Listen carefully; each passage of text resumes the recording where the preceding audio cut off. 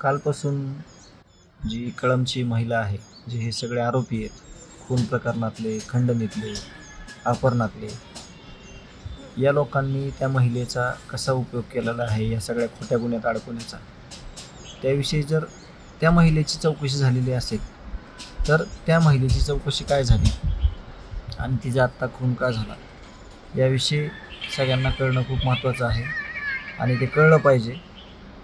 म्हणून या ज्या काही घटना घडलेल्या आहेत, आम्ही विनंती केली होती गावकऱ्यांनी आम्ही की या महिला संदर्भात आम्हाला सगळ्यांना माहिती द्या किंवा त्या महिलेचा ह्याच्यामध्ये काय रोल आहे किंवा ती महिला तीच आहे का याविषयी अजून सविस्तर माहिती आमच्याकडं कुठलीच अधिकृत आलेली नाही. ती माहिती आमच्याकडे आली पाहिजे असं आमचं मत आहे. दुसरा विषय असा की उद्या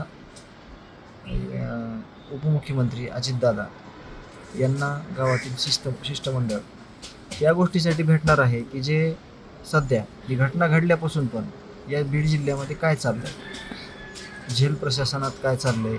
आता तिथं स्वतः अनुभव घेतलेले जर कैदी हे शिफ्ट केले जातात आणि ते शिफ्ट करत असताना ते म्हणतायत की CCTV चेक करा, कोणी कुणाला मारले त्याच्यानंतर कळेल, किंवा तिथं आवकजावकला ज्यावेळेस दिलेलं आहे की CCTV फुटेजचा अहवाल द्या म्हणून, तर तो कुठल्याही प्रकारे दिला गेला नाही.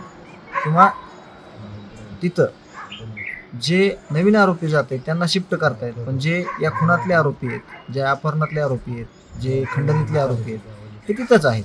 मग यांना का शिफ्ट केलं जात नाही? यांना पण शिफ्ट केलं गेलं पाहिजे. आणि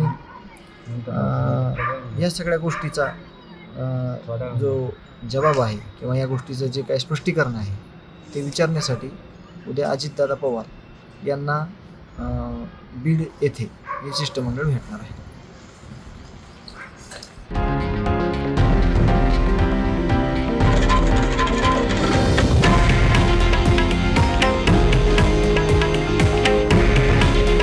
हे आहे देशातील नंबर 1 न्यूज नेटवर्क आणि आपण पाहत आहात TV9 मराठी.